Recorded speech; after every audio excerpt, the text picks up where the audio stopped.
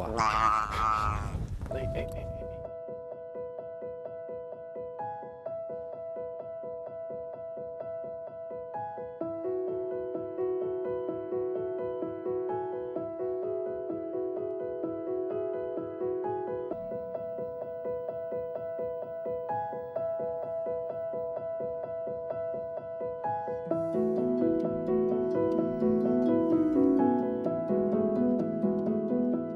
Changes in humidity and temperature led to a bacterial infection within these saiga that caused them to die.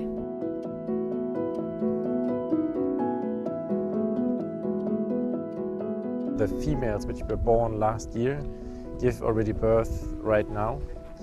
In the first year only one calf, but then usually twins afterwards, or even triplets sometimes.